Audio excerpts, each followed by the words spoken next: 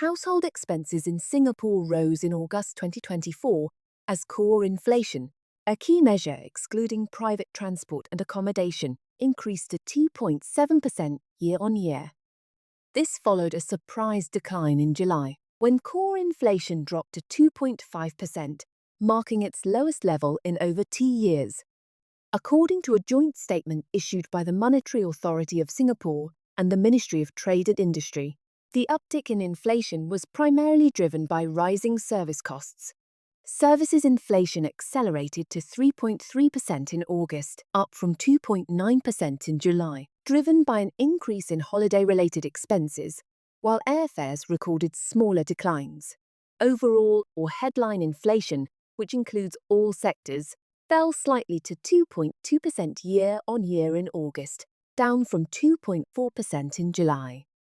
This decline was mainly due to a reduction in private transport prices, which offset the rise in core inflation.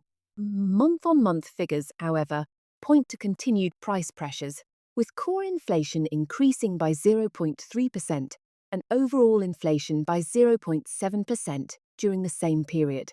MAS and MTI indicated in their inflation report on September 23 that despite some volatility in service costs, notably in overseas travel, services inflation is expected to moderate further in the coming months. The strengthening Singapore dollar, which is gradually appreciating in trade-weighted terms, is likely to help control imported inflation as the year progresses. The two agencies maintained their inflation forecasts for 2024. Core inflation is projected to average between 2.5% and 3.5%, while overall inflation is expected to remain in the range of 2% to 3%. Among other spending categories, inflation in retail and other goods edged up to 0.4% in August, driven by a rise in household durables.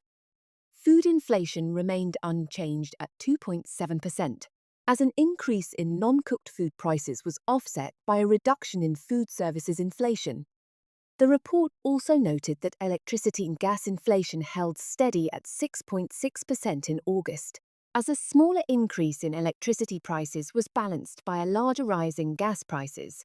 Accommodation inflation, meanwhile, eased slightly to 2.9%, reflecting a slower increase in housing rents. Private transport prices fell by 1% in August, a reversal from the 0.9% increase recorded in July. This was attributed to a steeper decline in car prices, although petrol prices rose at a slower rate. Looking ahead, MAS and MTI expect inflation to continue its moderating trend for the rest of 2024. Global energy prices have been falling, and Singapore's imports of intermediate and final manufactured goods are on a general downward trajectory. Locally, increases in labour costs are slowing, and businesses are expected to pass these earlier cost increases to consumers at a reduced pace. Private transport inflation is projected to decrease further as certificate of entitlement supply increases.